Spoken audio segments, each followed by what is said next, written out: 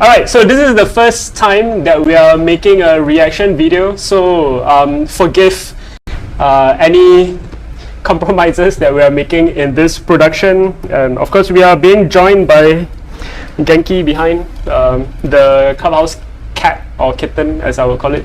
And to be specific, we are doing a reaction video with one of the most anticipated matches in martial arts history. Past few years, yeah, in the last few years. Yeah, in the martial arts scene of the modern age, right? Of course, both of us, we are karate practitioners. We are gonna give the reaction from a karate point of view. I mean, we don't claim. I mean, personally, I don't claim to be masters. I just practice karate day in, day out because it's my passion.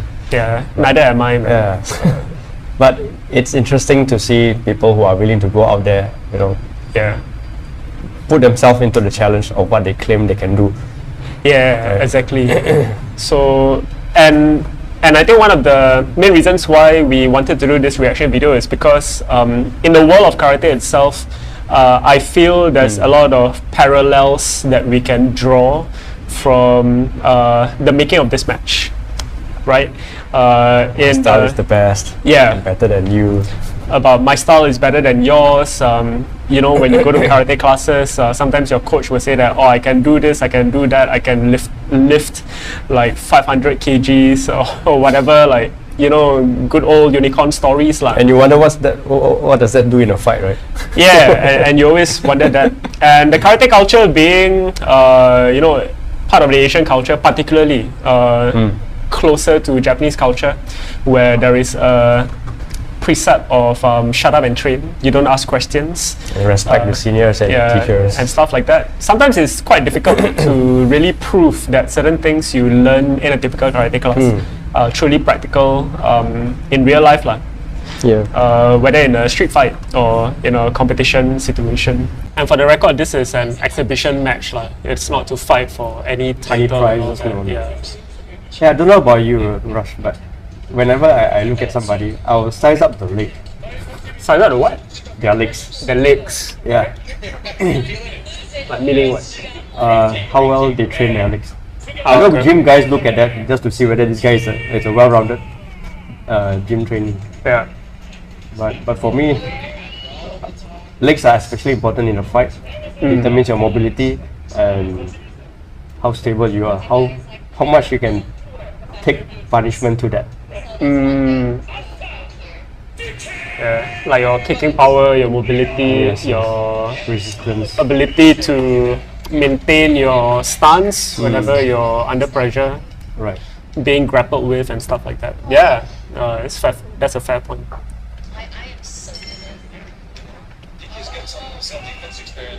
The match starts. So it's a 3 minutes match for 6 rounds.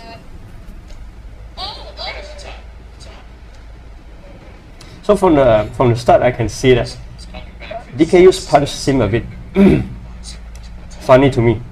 Okay. Because his backhand tend to be very loose. He doesn't gut himself at all after he throw the lead punch. Okay. To be honest, that leads me to question his experience in fighting. Yeah. I think it's like how often do you engage in sparring matches like this, number one? And what were your opponents like when you engage in this kind of sparring matches? I think it's only recently leading up to the fight that we see footage of him training with professional fighters, like the Korean professional boxer. Supposedly, I don't recognize him. Seeing his body shots, he seems to be throwing himself too much into the attack and disregarding his defense. Yeah. Okay, I want to have your commentary of this one. Alright. So you can see that Brad is pressuring him a lot, and up until now, DK is, you know, showing his fronts. I'm sure you notice he just go in with one punch all the time. Yeah. A single shot, then he resets and throws another one. So the question is, do those single shots look like knockout shots if you were to land? Not to me. I don't know how it will feel like, but visually doesn't seem powerful enough. Hmm. How about you? That body punch also, when he tried to go to the body, it's a bit off balance. He threw it. Everything that comes out of this guy until he gets tired. I think it's meant to be a straight punch, but it didn't come across as such. Yes. Yeah. I would worry very much for my face and my balance if I were in this position. Yeah. And maybe in this situation, Brad might have actually broke his balance a bit lah. So, leading to this situation. And being an experienced fighter, I'm not sure why Bradley Scott didn't take advantage of that. Okay. So by the way, if even using his you arm. don't know, this is a boxing match, right? So they have decided to make it a boxing match. So definitely no kicking and no grappling that's outside of the boxing rules. Yeah, so here we go, where he turned his back and start to run away. And Brett is like, come on man, why are you doing this? Just to pick your brain a little bit. Okay, and for the opinion that running away when you're under pressure, like turning around and running away like that, is a legitimate move. Survival, yes. Right. Keeps you alive. Yeah. In a match, It's a matter of like match etiquette lah. I think in a lot of combat sport rules, you're not allowed to give your back in order to run away. It shows the lack of Respect. interest, lack of respect to the opponent. and also I Yeah. think lack of courage to face maybe. Yeah, If I'm to push that way. and it's also a matter of safety lah. Because yeah. your back is I exposed. mean, even in sports karate, right, where there's a very light contact, if you turn your back to your opponent, you'll be fouled for that. Called mubobi. You're endangering yourself. Okay. Yeah, that's true. Yeah, like for me as a karate coach, in general self-defense situations, if there is no choice but you have your back against your opponent and you really believe that by just dashing forward, you can get away from a kick, a punch, or like a swing of a bat or whatever, I don't see why not. Yes. You just do that, while covering your head. But yeah, over here we're talking about a combat sports match. It's against the rules and it's not in good etiquette lah. And that's why I think a lot of people will comment about this one. In DK Yoo's videos, he shows a lot of body mechanics, throwing a lot of power into one punch to knock out. But I mean, most of us know you are not that likely to land a single punch and knock out your opponent. Yeah, Right? And he's only using one punch all the time. yeah, And he misses half of the time. yeah. So on your point about him showing the body mechanics and all that, I think a lot of us give favor to his demonstrations because the impression is that if you can leverage on this kind of body mechanics, you should be able to punch a lot faster, reach your a lot harder opponent. as well. Yeah, a lot faster, a lot harder, and therefore, before your opponent managed to move away or block it, you would hit Block it. your opponent, right? But Correct. in this situation, I don't see a good landing of the punch. It just makes yet. me to think again in the sense Yeah. of theory versus practical concepts. Mm. Right? What will work theoretically, unless you test it out, will not work. It's just the same thing as you watch the previous video of me trying out an idea from Kururun Fakata, which happened to me on the day on the mat itself. Yeah. Right? It seemed good in my head, but when I tried it out, not so plausible after all. Yeah. Right? So you gotta test out your ideas. It's one thing to do techniques in isolation, but there's another thing to put it in a dynamic situation. Lah. Yeah. Yeah. With the stress and So much stuff like that. uncertainty. Yeah. Let's go. Would you also think that Bradley Scott went really light on him? I don't Yeah. see him countering at all. He doesn't seem like he's pushing for it. Yeah. But he is giving a lot of forward pressure lah, to DK. Yes. But to DK's credit, I also think that, despite the little glitches here and there, he does still maintain a forward presence in front of Brad, maintains Yeah. a stance, good footwork, try to relate to the opponent and stuff like that. Engage his opponent in the fight. Yeah, I like think he that. did quite well with rolling with the punches though. Yeah, I agree. So it's all not bad with DK lah, to be honest. Yeah. It's so chill. This is the other thing that I'm seeing also. There is a tendency to grapple after a while. He presents his head a lot to his opponent, which very dangerous in my opinion. It's an act out of instinct lah. When you're too close and you don't feel that you can effectively move away or block, you just close the distance Yeah. to prevent further movement from the opponent. Clinching, right? Yeah. But I wonder what's the rule on grappling or clinching in a boxing match? Like, are you allowed to do it even? If you know, enlighten us. Leave it in the comment box. I think that body punch landed, but maybe not a strong one. I don't know. Oh, that was a good punch by DK. Yeah. But up till now, his punch didn't connect at all. Yeah. One thing I noticed also, his stamina is definitely not on par with Bradley Scott. He Yeah. seems out of gas right now. Maybe it's age. I don't know. Maybe. Oh, he gassing out.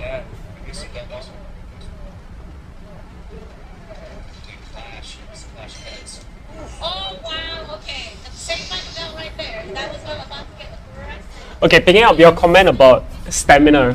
The common way of bringing out stamina, we say that is, you know, to go running, to go sprinting and all that. Rope skipping and stuff. But I don't think there is a better way to build up your fight stamina than by Just fighting. engaging in the fight itself. Yeah. So if you are going to be doing boxing, okay, clocking in your boxing rounds would be the best way in order to build your boxing stamina. So by the look of these guys, right, you know, Brad, his big size, he doesn't look like overly toned and all that, as compared to DK, who is a lot leaner. Right, but he's holding up very well. Yeah, he's taking it easy, and I would say that it's a testament to his hours and experience in the ring lah. You know, it's not about his gas tank in terms of stamina alone. It's Efficiency also as well, right? Yeah. When he step in and when he should step back. it's a knowledge about knowing how to manage your energy, Energy, yeah. when to tense up, when to relax. So that you can only find through doing Going sparring through in it, itself. experience. Yeah, exactly. So this is why I also believe is an indicator of how much a person, you know, takes time to engage in sparring. And looking at the way they fight, I noticed a lot of leaning at the waist by DK Yoo, and Bradley Scott is just fighting up straight. I mean, humans, we are bipods, right? Yeah. We are naturally designed to generate energy when we are upright. So I don't know how much and how much damage he can deal to Bradley Scott by leaning in. Perhaps he's throwing in body weight or what. But I mean, from karate wise, we are taught to stand up straight while delivering our attacks or even our blocks. Yeah. Do you realize that this particular shot is shot by a drone, not a human being? There's actually a drone flying around the ring. If you can catch glimpses of it. I didn't notice that. Yeah. That's high tech. I think there's another cameraman on the floor, and Oh yeah, I see that. yeah. Yeah. Oh, nice.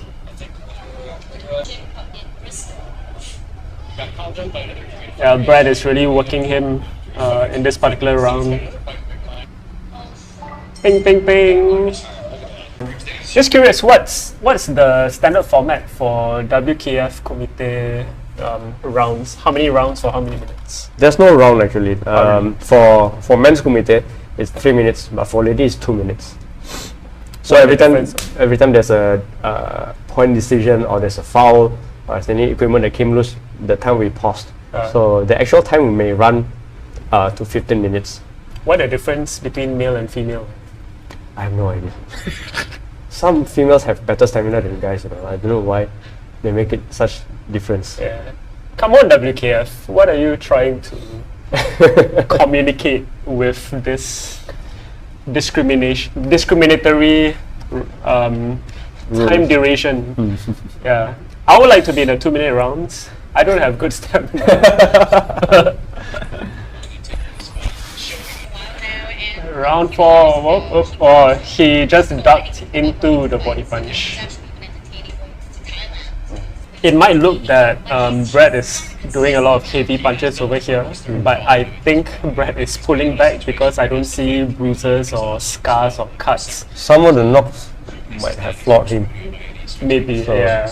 Okay, guys, man. Unlike you see in a professional boxing match where you start to see swollen eyes yeah, and yeah. all that coming, I Cuts don't and see stuff. it over here. Yeah.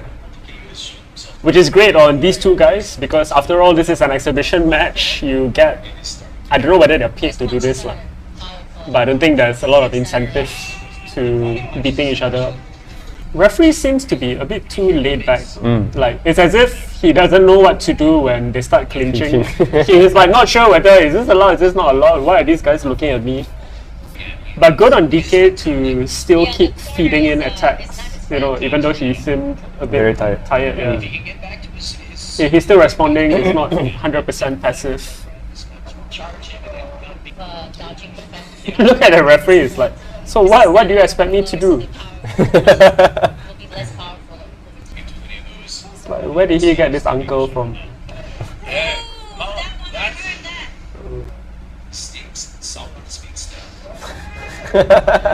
Yeah, you can tell Brad that he's getting a bit tired of the whole clinching pattern. Lah.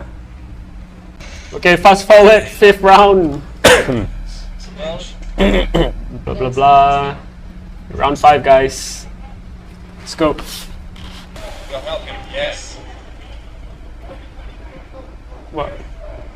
What is he contending about? No idea. Referee looks equally lost. Seems like DK is coming back to life in this. I'm really amused at the referee. It's like some random soju uncle. Uncle, this Saturday you free or not? Why? Got boxing. You wear nice, you come Get and you can watch for free and be referee. yeah. Nice. Okay, well, clinching is a good measure to stop the opponent from hitting you at close range. But it gets. But on the other perspective, also you look at Bradley, right? He knows how to work the opponent at close range, okay, by striking. And compared to DK, his game seems to be a bit more on the Long range. longer and medium range. When at close range, he just goes in straight for the clinch. But in this situation, it is way more dynamic. It's already Fighting is very tiring. Yeah, for sure. Very tiring. left, round 5. And then But I always wonder, like, when they are that close clinching, what do they talk to each other about? It's like, bro, you okay or not? Bro, you can do something else or not? When you grab, can you don't grab my butt? Grab a bit higher, yeah, that kind of thing. everything on the line for him. I'm just tired and shut up, let's just lean on each other. Okay, blah blah. Final round, guys. Round 6. This is like the final 400 meters in your 2.4 kilometer run. 3 minutes at night. Whoa, Yeah. whoa. Flurry of punches. So yeah, so DK is putting in A lot of exchange now. effort. Yep. There's it's oh So like I was saying in the beginning, I'll size somebody up from his legs. In this case, DK seems to have a better built legs than Valley Yeah. Scott. But DK is losing his balance a lot. what you wish for is here today. I think the main difference over here, if you see, is that both are beginning to engage the fight at middle distance, Yes. somewhat equally. But Brad is giving a lot more pressure forward, and DK is somewhat stationary on the spot. He seems to be flailing his arm out there, but not pressuring forward. And being lighter as well, he's getting Yeah. bulldozed all over the place.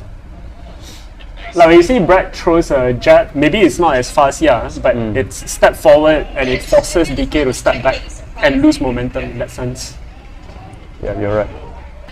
And that's the other thing about being in sparring, right? It is not just about how well you can kick and punch, it is also about building that, I don't know what they call it, the Pressure. fight presence. Yeah, like when you stand in front of somebody, even before that somebody do something, you know that there's an imposing aura. In Chinese, they call it 杀气, Oh, the okay. killer aura. Or the killer aura, yeah. Once you look at this guy, you know, oh, I'm in trouble, right? Last minute, make your money's worth. I'm also very impressed by Ryan Scott's step. Question to Brad, is this your Christmas present? Is this the best Christmas present that you've been waiting to have? Bang, bang, bang! Hey, nice. And hug it out. Good job, bro. Good job, bro. Of course, nobody thanks the ref. I don't think they know what the ref is doing. Blue call, Flemish call. Okay. Okay, guys. At the end of the day, yeah. Okay, this practice is done, ladies and gentlemen. But we guard the shoulder. So that's our fight. Straight and survive 6 I just wonder if this is an exhibition match. Is there still a need to declare who's a winner, who's a loser? Good point. I mean, we can judge, right? The viewers can judge for ourselves. Yeah. It's not a barbecue again. DK Yoo, Korean barbecue. Bulgogi barbecue. Some friendship form over a fight.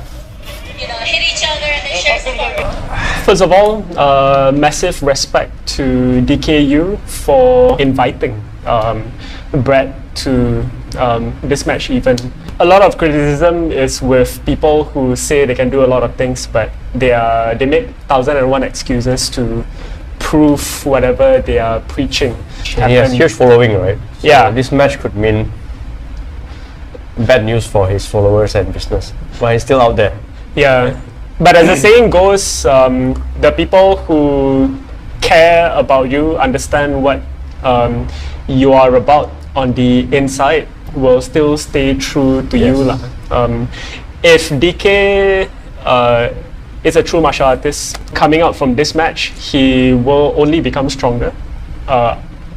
If he is taking good this point. as a good lesson, he will go ahead and do more of this kind of matches to better understand the conditions of combat sport fighting, right?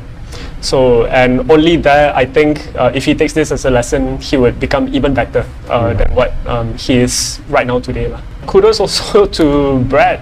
I don't know whether it's apparent, but I think Brad shows a good sense of sportsmanship throughout the whole match. He wasn't overtly aggressive throughout the whole match. He wasn't, like, in a sense, punishing or beating the hell out of There his were a lot of opponents. opportunities where he could have dealt a knockout punch and Yep, exactly. stuff like that. He definitely went easy, like what we mentioned before. We don't see like overtly terrible bruises or cuts or swollen eyes at the end of the match. So it was a enjoyable match, I think, for Brad. And yeah, kudos to his sportsmanship. it is really a friendly match, right? Yeah, it is a friendly match. If you can offer somebody like a barbecue after a match and both sides are okay to take it, I think it's friendly lah. Yeah, and your friendship will just grow from there on. Yeah. If you offer a barbecue out of guilt, I don't think the person want to pick up you the up on the offer. So But bro, do you agree that by being in the competition itself, with the rules and referee, everything becomes a game, it is a game, right? It is a game, It right? is a game. And there are a lot of things that can be done, or more things that cannot be done in a game, right? And to see a lot of discussion, debates online about which style of karate is more realistic. Yeah. If you're basing it off on a competition, no matter how hard you can hit in a competition, Yeah. they are all still sports, isn't it? Yeah, there's it rules, is. right? And this is how I think about it, right? More often than not, we talk about competition karate and karate as a martial art and karate as a form of self-defense Right. as one and the same. But in reality, they are different. So when we talk about something as an art form, it means that it is a platform for you to fully express your potential as a human being, like what Bruce Lee mentioned. If you're able to kick, if you're able to punch, what are the different ways you can perform those kick and punches? What are the 1,001 ways in which you can bring down a person? So that exploration, that expansion of your potential is what we call your practice as being an art. So in this case, you're exploring how to hurt another person, right? Therefore, it's a martial art. But when you talk about putting in a sense of rules or boundaries around it, I don't think it is an still art an art. any longer because you're putting limitations to it. It therefore becomes a game. Yes. You know, Yes. because that is what a game is. It's basically in a finite game. It is where you say that the objective of the game is X. We agree that these are the rules of the game. Let's move towards it. And you're right to say that in a lot of debates out there, people think that the game of competition karate is the defining factor to say that my karate is better than yours. That I don't think that's quite right. Number one, I think across the different karate styles, we all play different games. So somebody who's an enthusiast in sports karate might not perform well in full contact karate, and vice versa even. Because we have different emphasis, we have different objectives when it comes to the game. Right. Yeah. And relating back to this DK Yoo and Brad Scott video also, I don't think it's any means to say that DK Yoo is a terrible martial artist. In fact, I think he's a fantastic martial artist. He might be a terrible boxer, but he is a good martial artist. Yep. He is able to explore the different realms of body mechanics, so on and so forth, and he demonstrates to you how it can be possibly applied. But I think where he stopped short is that, okay, in a competition martial arts situation, it is also practical. And this being his, the most widespread demonstration of his principles in a combat sports situation. While I was watching the video, I recall some of the DK Yoo's instructional videos. It teaches a lot of how to generate the the power from this kind of body dynamics, right? Yep. But unless you can apply that kind of thing in the fly, on the fly in a dynamic situation like a fight, that knowledge is useless, right? Like for example, I relate to myself. I practice a lot of kata, especially during this COVID period, right? We can't do any sparring, and kata is the best form of training I can do to keep myself sharp in my karate. I discovered a lot of things I didn't realize about my kata. That's one thing, but I don't have the avenue to try this out. Right? Am I good at my kata? Yes, I'm becoming better at my kata. But am I becoming better at my karate? Yes, in kata wise. But am I becoming better as a fighter? Yeah. I don't think so. And I think as with all things in life also, it's about your metrics or your method of testing. So in the DK Yoo versus Bradley Scott match, their method of testing is through a match. But if let's say in a karate context, okay, I want to test if Hendra is a good fighter or not. And Hendra say, let's not do a kumite match, let's do a tamashiwari Let's match. break a board and out. he brings in a boxer, a professional boxer to do it. Okay, let's kick 1 baseball bat, 2 baseball bat, 10 baseball bats. Okay, would the boxer be able to do it or not? Okay, That's a fair point. yeah. So if the boxer can't do it, would you say that the boxer is a terrible martial artist or a fighter? No. Okay, it's just that the method of testing is different. Yeah, there's so many elements in the martial arts, right? Yeah. Toughening, your how agile you are, how fit you are, Yeah. how good you are as a fighter. Yeah. It's important to understand what your objectives in practicing a martial art, for that matter, karate is. Okay. Because being clear about that will inform you or shape the way you think about things. For example, if you're training karate for simply health reasons, for community, for enjoyment, and practical applications in the combative sense, it's not that important, then it's all well and good. There is no need for you to prove yourself to anybody really.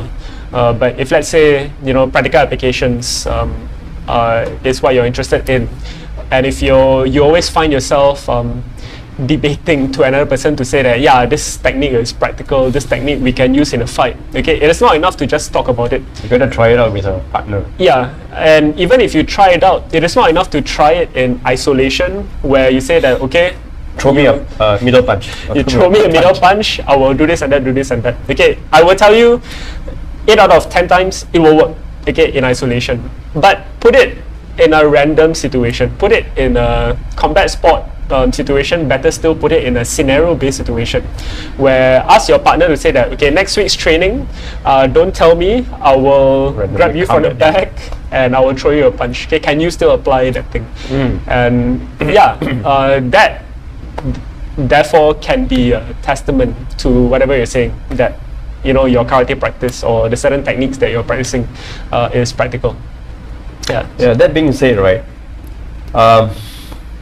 I think katas were handed down for centuries because they had meaning to it, and they were proven in the warfare, right? Yep.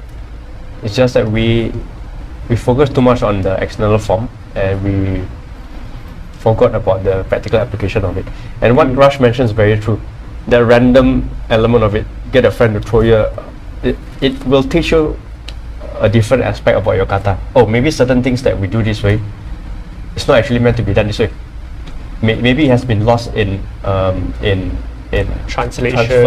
transfer of knowledge from generation to generation. Somebody modified it because they thought of it the other way, and since he's the master, I just follow whatever he says. Asian culture, right? So it is good to learn things at the face value, because when we have no experience, any knowledge is good. But when you internalize it, you want to make it your own, and you want to improve on it, it is good to test it out and really scrutinize whether this thing, it works or it should be changed in other manners. Yep. Test it. At the end of the day, karate skill is like any other skill. It's still based on the same psychology of learning, and I like to compare it always with learning how to drive a car or to ride a bike, right? So if you go to a driving center, almost never the instructor will tell you, sit in the car, turn the steering wheel 90 degrees, turn the steering wheel 90 degrees the other way, look behind, but we are never going to bring the car on the road. Those are the textbook stuff. Exactly. So it is comparable to say that if you only practice techniques or kata in isolation, it is as good as you sitting in the car, just spinning the steering wheel here and there, but the car didn't move at all. So at the end of the day, the purpose of the car is for you to go from point A to point B in the road outside. You have to bring the car and your driving skill into the real life application. So likewise for karate, if your intent is to make your karate practice relevant to everyday life, be it for self-defense or even to be better at relating to people, because through karate training, we always say that the belief is, it keeps you calmer, it makes you be More able confident. to more confident and stuff like that. Make use of these principles in everyday life and see how they work. Don't just talk about it. We hope you enjoy our reaction to the match between DK Yoo and Brad Scott. And once again, I think good job for the both of them, regardless of what we say in this commentary. It is by no means negative criticism to any of them. It is simply objective observations. And it's respect, because these guys put themselves on the international stage for everybody to see, right? I believe as karate practitioners, we have learned a lot from these videos. I hope you think the same way also. Actually, in fact, what are your comments? What are your thoughts about this fight that happened last Saturday? We are really interested to know. In the comment section. And who knows, we might have a good discussion coming up from there. Yep. So if you'd like to see more reaction videos from us, we are more than happy to do it together with you. Practice hard. Always think of all angles how you can improve your karate, and give it a test drive. Yeah. With a live opponent. Keep it safe with the Omicron variant happening right now. So, and with that, we hope you can enjoy karate more.